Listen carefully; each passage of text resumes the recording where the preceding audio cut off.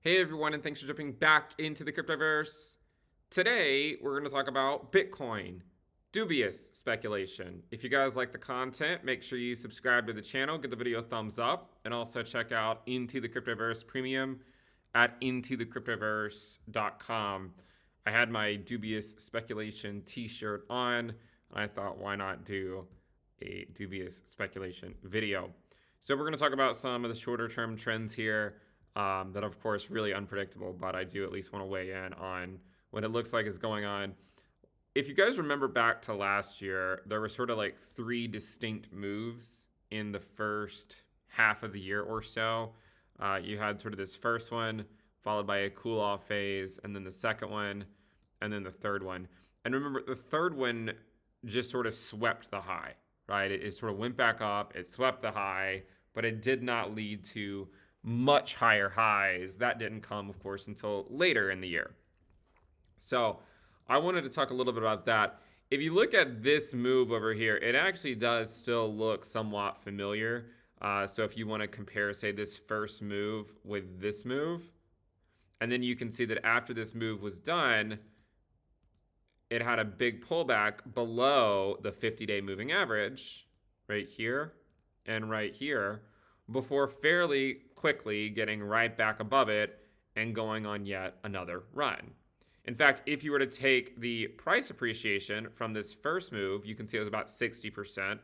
And then the second move was also about a 60% rally. And then if you take it from here to this high, it was about a 90% move. And then here to here was also about a 90 to 100% move. So you can see there are actually a lot of similarities between sort of this to here and then this move to the secondary move. And what's even more interesting is if you look at the first move that occurred after it went below the 50-day, it had no problem getting back above it, back over here in early 2023, just like this move over here back in early 2024 really had no problem getting back above the 50-day SMA. But you will notice that the second move did have trouble, right? You can see that it actually got rejected off of the 50-day moving average back in May of 2023, right? A pretty clear rejection. So we were holding the 50-day SMA for a while. We fell below it. We trended below it for a bit. We had a rally up to the 50-day, got rejected, and came all the way back down. And then it wasn't until June where Bitcoin then had another move back up where it ultimately swept the prior highs, but did not immediately go on to put in much higher highs. That would have to wait until the fourth quarter of the year. What's interesting about the Bitcoin halving is that a lot of people always think that once the halving arrives, the price immediately goes up. When in reality, what you'll often find is that the price of Bitcoin doesn't really do a whole lot for about half a year after the halving. If you think back to the last cycle, the halving was in May, and then Bitcoin didn't really start to get in gear until Q4. The cycle before that, the halving was in July, and actually just after the halving, Bitcoin had, I believe it was about a 20% correction. So we have to remind ourselves that those things can certainly occur. And if you look at the current move, right, if you sort of compare this second move with this one, you can see that it also just came up to that 50-day SMA and is at least getting rejected right now.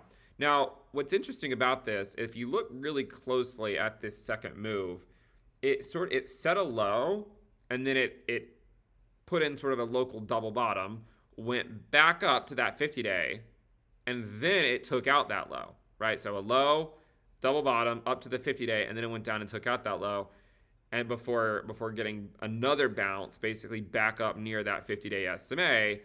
And if you look over here, you'll find something very, very similar. You set a low here on April 17th, retested that low on April 19th, and then went right up to that 50-day SMA where it is currently struggling to get through. Now, if it were to follow what happened basically a year ago, it would still mean Bitcoin sort of just not doing anything for a while, and it very well could actually take out this low right here. In fact, if you look at the first move you can see that ultimately all of those lows that were taken out, you can see a lot of lows were set. Eventually, they were all taken out. And then after that low was taken out, Bitcoin got another move to the upside. And here, right, in the second move back over here, you can see that after these lows were taken out, it then got another move back up to the upside. But that third wave was sort of a failed rally because it only swept the high rather than actually durably go on to put in new highs. We had to wait another several months for that to occur. So I would keep an eye on that. And the reason is because this low here is just above the prior low from way back over in early March. Okay, and that level is essentially 59K, right? 59,173 is ultimately where that wick was. So if Bitcoin does go below those levels here, as we get into the sort of the May timeframe, late April, May timeframe, that is where you would expect the bulls to at least try to hold that as support. They were able, or at least run it back up. Over here, they were able to, right? Over here, they were able to run it back up and put in new highs. Back over here, they were able to run it up and put in new highs. And even over here, right after this low was taken out, ran it back up, put in new highs. So then the question is will that happen again? Will you get a third wave back up to the highs or even higher levels, or will it do something different? And of course, at this point, I mean, it's obviously impossible to say. I don't have the answer to that question. My strategy for the last 2.5 years has just been to have a Bitcoin heavy crypto portfolio. I haven't really dabbled much in the altcoin market because of my views on sort of the share. I thought Bitcoin dominance was going to go up. So I just mostly just stuck with Bitcoin. But I do think that if you do get something like this over here, that is ultimately how you could see altcoins finally capitulate on their Bitcoin pairs. Because when stuff like this happens and the market gets really boring in the summer, that's what you'll often find happening to the altcoin market, especially if Bitcoin were to go below its bull market support band. So in this case, we're still well above the bull market support band. In fact, it's all the way up at, or all the way down at 53.7K to 55.1. I mean, we're pretty far away from it. And so that, I think, is what you're going to want to look at here over the next few weeks, because I think that this summer, Bitcoin will interact with the bull market support band. That's my best guess. It's been a long time since we tested it. And, you know, if the S&P can test it and if the NASDAQ can test it, I don't see why Bitcoin can't. So I would expect it to test it at some point. And I expect sort of this interaction with the 8-week SMA to be somewhat telling as to sort of the strength of Bitcoin. You can see back over here, Bitcoin had no problem getting back above the 8-week SMA.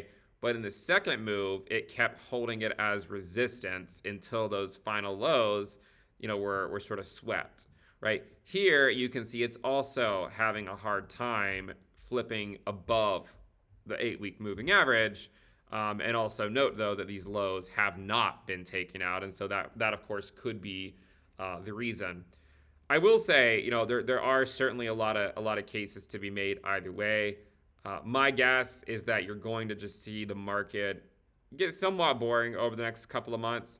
If you look at the ROI of Bitcoin from peak to peak, you'll notice that we're actually well ahead of where we were at this point in the last two cycles, at this point in the cycle.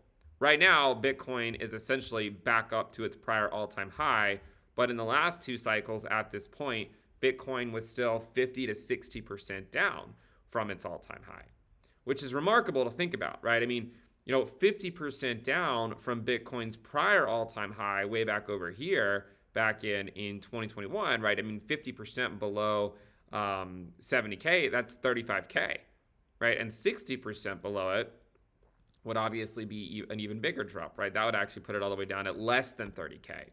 So that just goes to show you how far ahead we are in this cycle compared to the last cycles when you measure the ROI, or return on investment, from the peak. So that's sort of an eye-opening chart. If you haven't seen it before, you might say, well, what's going on? The halving's here. Why isn't Bitcoin going up? Could be for two reasons. It could be, well, first of all, a lot of times these major events, right afterwards, there's kind of a lull, right? Even after the SPY ETF, there was a several week period where the market cooled off. And now you're seeing something similar, very similar happen after the halving. Now, here, as measured from the peak, we are well above where we were. And in fact, in the last couple of cycles, it took until day 1100 last cycle and really 1200, day 1200 in the cycle before that to really go above where Bitcoin currently is. And we've achieved this as early as day 840 or so. So, currently we're on day about 900. So just looking at the last two cycles, you can see it took about 200 to 300 more days before Bitcoin even continued to climb from this point, which would essentially take you out, 6 to 9 months, getting you into at least Q4, if not Q1 of the post-halving year. And so that is something that I think is really important to note, is that even if that were to happen, it would still be in line with prior cycles.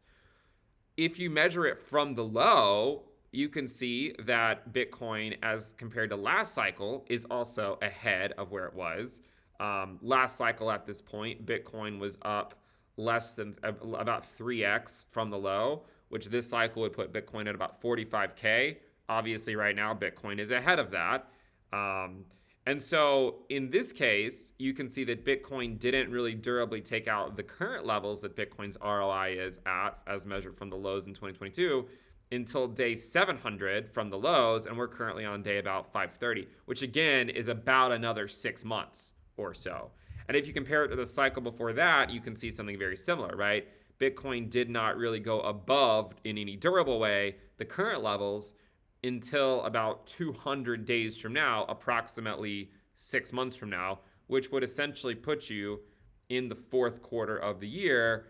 And if you measure it from the peak, as we showed earlier, it could actually even put you out in 2025.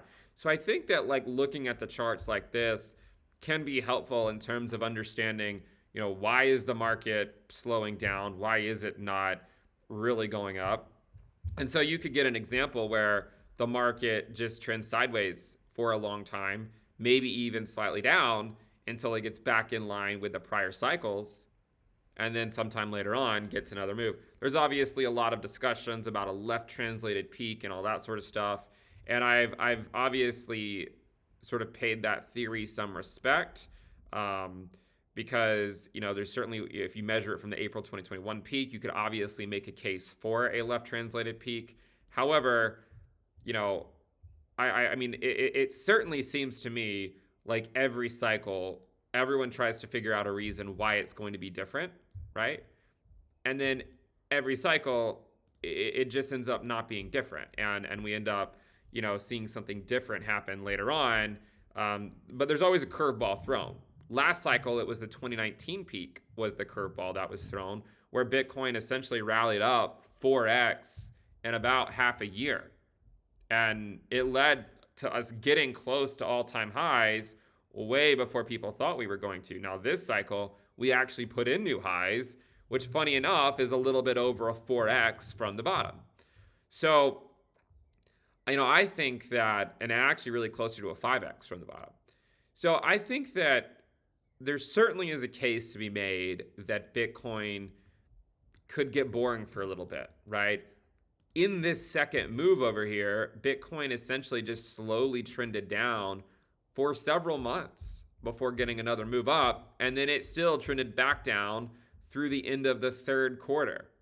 So there is a chance that something like that could happen again.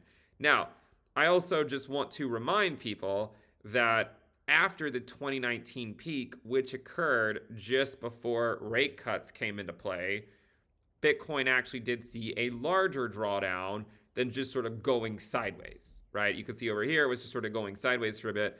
But actually, after this point, Bitcoin dropped about 50%. Now, obviously, it dropped more in the pandemic, but even without the pandemic, you did see a 50% drop by Bitcoin back to its 100-week moving average, right? You can see that Bitcoin rallied up, about 100%, more than 100% above its 100-week SMA from when it crossed. Then it came back down to its 100-week SMA. And so, the 100-week SMA, you can see again, Bitcoin's rallied on up well above it. And then now the 100-week SMA just happens to be at where Bitcoin broke out of this resistance level, right? The resistance level at 31K is actually precisely where the 100-week SMA is right now. Now, of course, there's no guarantee that we go down to those levels. Obviously, a lot of people are talking about all the spot ETF stuff and why this time is different. But remember, there are always chances that kind of stuff can occur. And so rather than just feed you blind hopium and say that the market has to just go up only, I just want to remind people that kind of stuff can happen.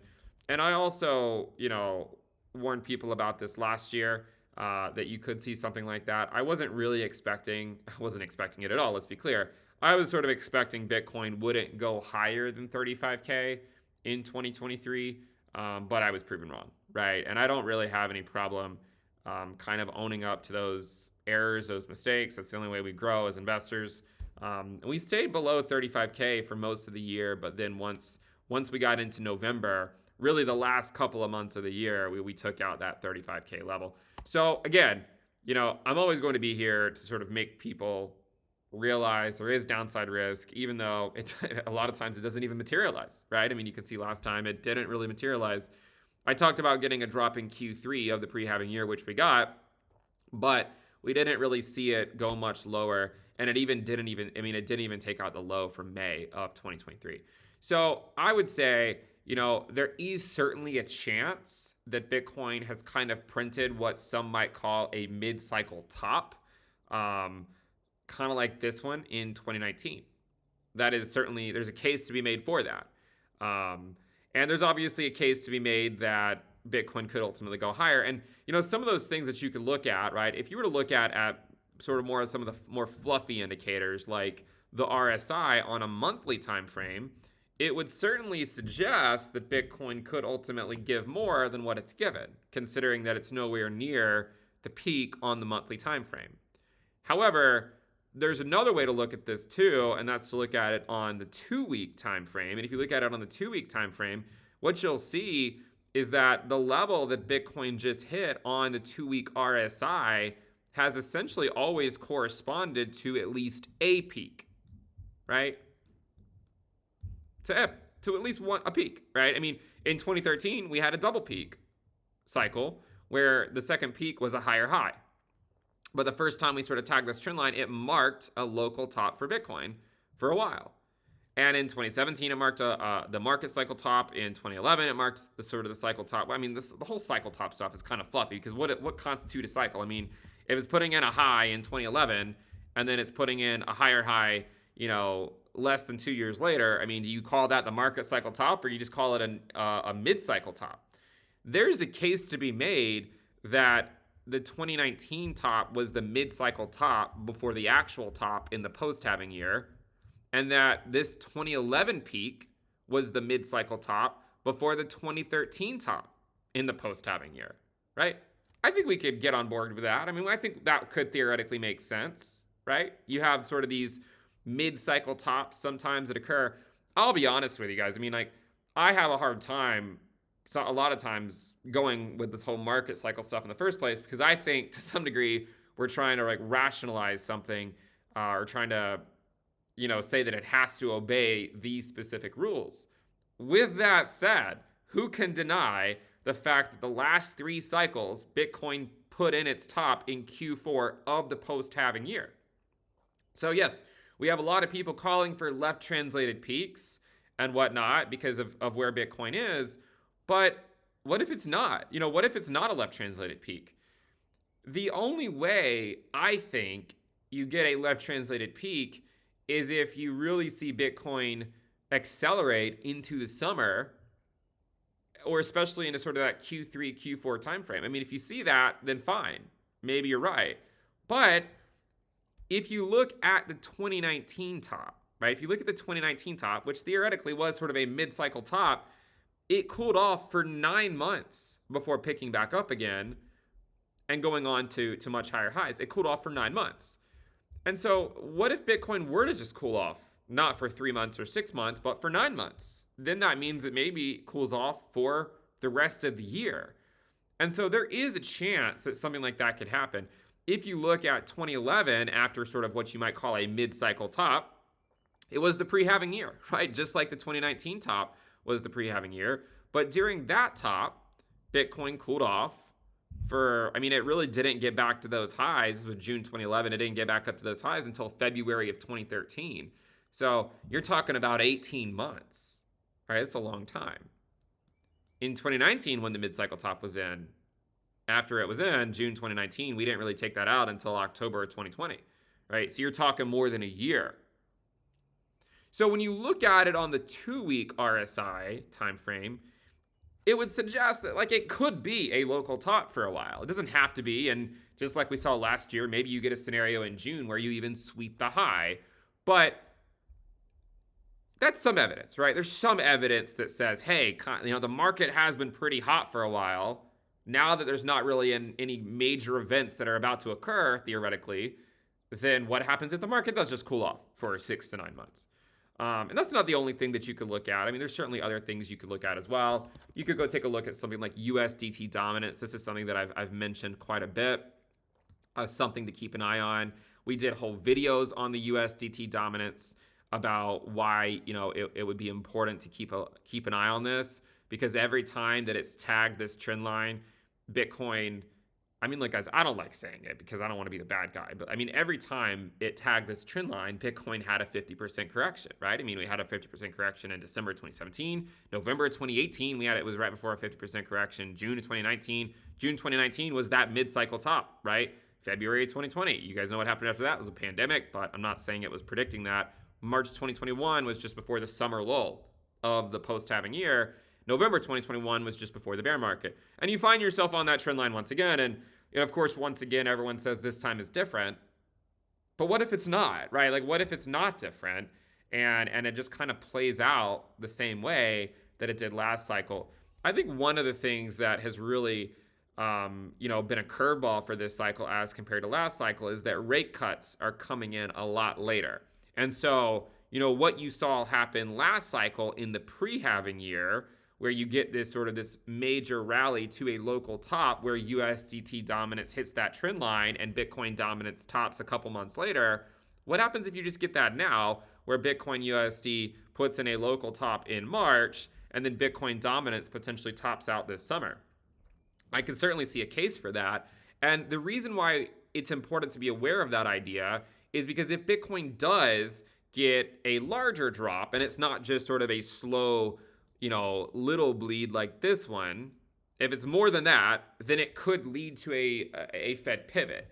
If it's just this, then you're probably not going to get a Fed pivot, because it probably means inflation is still above expectations and that the Fed has to stay higher for longer. But if you get a drop similar to this one, if you get a drop like that, then it might represent that the consumer is starting to falter somewhat, and then the Fed might actually start to cut. Now, the reason why monetary policy is important is because you probably heard me talk about Bitcoin dominance a lot over the last few years. If you get a larger drop by the blue chips of each asset class, then that can lead to a change in monetary policy. And so after that occurs, then the Bitcoin dominance would likely start to go down at that point. And then the altcoins start to durably outperform, right? Then the alt season that people keep wanting actually arrives, where altcoins start to durably outperform Bitcoin. But I don't think you get to that phase without a deeper correction by Bitcoin. So if you just get a normal 20% correction, right? If you just get a normal 20% correction, all these moves that Bitcoin has seen have just been about 20 to 23, 22% corrections. Even the one that we're currently in is nothing more at this point than about a 19, 20% drop. If that's all you get, and then we run it up again in the summer or later on, you're still likely just going to see Bitcoin dominance go up and altcoins go down against Bitcoin. But if you see a 2019 style top that ends up playing out like this, and then it gets a drop say, back down near the 100-week SMA, then that would actually likely represent rate cuts arriving. Okay? And so that's why I draw the comparison to 2019 a lot, is because it seems like there's this phase of the cycle that we have to go through at some point where the Fed pivots. Now, the competing view is the left translated cycle view, which would speculate that the Fed pivot will occur after a left translated peak arrives. And that theory has merit, right? I mean, like, I don't think it makes sense to just sit here and say that that can't happen. It could happen. And if you get a major run in Q4, kind of like what you saw in 2013, remember in 2013, you had a top in April, a summer lull, and then another run in Q4. If you get something like that, then it probably is a left translated top, honestly. But if you get something like 2019, where, like, you know, it bleeds for a while and then it starts to get a run and then there's something that causes it to go down, that is where you get a major Fed pivot. And then from there, altcoins would start to durably outperform Bitcoin. But it all depends on how it plays out, right? It depends on if this is just a slow bleed, kind of like over here, where you also, you know, face rejection at the 8-week SMA for a couple of months, right? If it's just something like this and then it gets a pop up, Bitcoin dominance is probably just going to keep on going up. If you see it do something like this, so like you know, if you see it bleed and then pop, then Bitcoin dominance is probably just going to keep going up for a lot longer, and then we just kick the can down the road. If you see something like this where it comes down here and then drops, like 2019, as those rate cuts arrived, right? As those rate cuts arrived, then here, that drop would probably mark the top on Bitcoin dominance, right? That is what would ultimately mark the top. And that is actually precisely where Bitcoin fell below its bull market support band in 2019. If you overlay the dominance to Bitcoin, that's actually right around the time where Bitcoin dominance topped. Bitcoin dominance topped just before it. And it topped actually on that final rally to the 8-week SMA, right? You see that? You see how Bitcoin USD got below the 8-week SMA and it kept wicking back up to it? The week where it closed at the 8-week SMA is where Bitcoin dominance topped. So all Bitcoin pairs bottomed, but alt USD pairs went down as Bitcoin went down, right? And then the altcoin market then would theoretically go down until Bitcoin finds a low. So the altcoins bottom against Bitcoin, but they don't bottom against the US dollar until Bitcoin finds whatever low it's going to, you know, after a Fed pivots. So, or after the Fed pivots. So that's what I would be looking at in the next couple of weeks. And I think the signs to look for as to whether you get another pop up, or if it does if it pulls a 2019 and everyone's waiting for that pop up, instead it just it drops by the same amount that people think it's going to go up. If you get something like this, the thing to look for that might give you insight as to whether that's going to happen are three things, two of which have already theoretically happened, right? The first of which was the breakout of gold, right? I mean, these are things we've talked about forever, so I'm not going to just pretend like I haven't talked about them. I said before that once gold breaks out, like it did in 2019, that could mark a mid-cycle top. And at least so far, you can see that the breakout of gold in 2019, that marked the top for Bitcoin locally. Bitcoin did go higher, obviously, a year later or so. But even here, gold, you can see, broke out right when Bitcoin USD found that local top in March. So that's one thing. So if gold continues to do well, that might be sort of the implication of that could be that Bitcoin is actually going to fall after this consolidation below the 8-week SMA rather than get another pop up like last year. The other thing that has already happened is the ETH Bitcoin breakdown. So if you look at the breakdown of ETH Bitcoin, you can see that last cycle, once it started to break down here, that marked the top by Bitcoin USD before a larger correction. And you're kind of looking at something similar right here where ETH Bitcoin is starting to break down. But the one thing that hasn't happened yet, which might be something that the bulls could theoretically attempt to hold on to, would be the fact that alt Bitcoin pairs have not actually broken down, right? If you look at alt Bitcoin pairs, you can see that they haven't broken down like they did over here. So if you overlay Bitcoin USD onto this chart, you can see here that alt Bitcoin pairs, when they broke down, that marked the local top for Bitcoin, right? And that Bitcoin still got some pretty nice rallies over here as altcoins bled against Bitcoin. That hasn't happened yet, right? I mean, altcoins did get a wick below it, but no durable weekly closes below it. So again, it's not crystal clear as to which way Bitcoin's ultimately going to break. My guess, my best guess as to what happens is that it's going to basically bounce around in this range with, below the 8-week SMA with some occasional moves above it, right? I mean, it's not like it can't get above it for a few days here and there, but I would say it's probably going to spend a lot of time over the next few weeks between the 8-week SMA and the bull market support band, just like it did last year around this time and in 2019, right as gold broke out and ETH Bitcoin broke down. That is what I think is going to happen over the next few weeks. And whether Bitcoin gets another run in the summer, kind of like it did last June, will be dependent on if alt Bitcoin pairs break down between now and then. If alt Bitcoin pairs break down and you get weekly closes by this metric at 0.39 or below, it would be implying that Bitcoin could see a move to the downside. If it stays above that level, then it might imply there's enough liquidity for Bitcoin to run it back up, just like it did in the summer of 2023. So I would just keep an eye on that. And the reason why I sort of continue to preach this Bitcoin dominant stuff, and the reason why I talk about alt Bitcoin pairs, is because when you see moves like this, if something like this were to happen, where after the consolidation between the 20-week SMA and the 8-week SMA, if Bitcoin then got like a 20% drop, that drop could then lead to some altcoins, in fact, putting in much lower prices, right? Because a lot of altcoins are not even that far off of their lows to begin with, and they're just basically going to be dependent on what Bitcoin does, right? So that's why I think Bitcoin heavy has been the way to go. And you'll also notice that while Bitcoin is way up here, it would have to drop 14% to get to the 20-week SMA.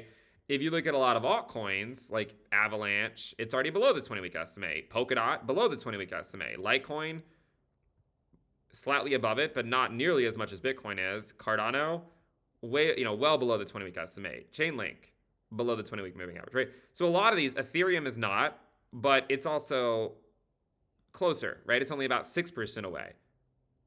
And actually, after ETH Bitcoin broke down last cycle, that's what ultimately led ETH USD to follow back through in this wedge, right? ETH Bitcoin broke down there. ETH USD fell back through the wedge that it broke out from. ETH Bitcoin broke down here. You can see the ETH USD is starting to fade. So that is what I would look for. I would look for Bitcoin to spend a little bit longer, between the 8-week SMA and the bull market support band. Rallies back up to the 8-week SMA should theoretically start to make the Bitcoin dominance go higher. Now, I know what you're thinking. You're probably like, well, Ben, dominance is down over the last couple of weeks, and you're right. But the thing to look at is that last cycle, when the Bitcoin dominance, excluding stablecoins, we'll go look at this really quick, and then I got to run. When you look at dominance excluding stables last cycle, it swept this high, had a pullback, and then it went on to put in its top. The Bitcoin dominance did. And you're looking at something very similar, right? It just swept this high. It had a pullback, but I think it's about to start running back up in May and June.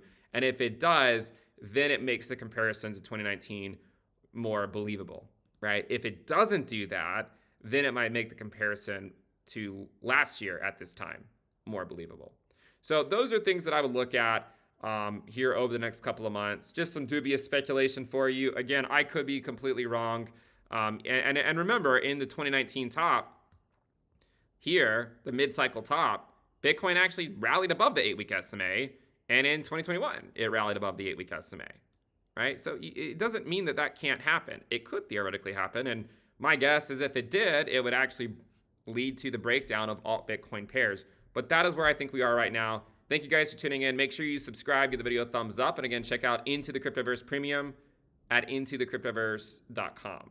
I'll see you guys next time. Bye.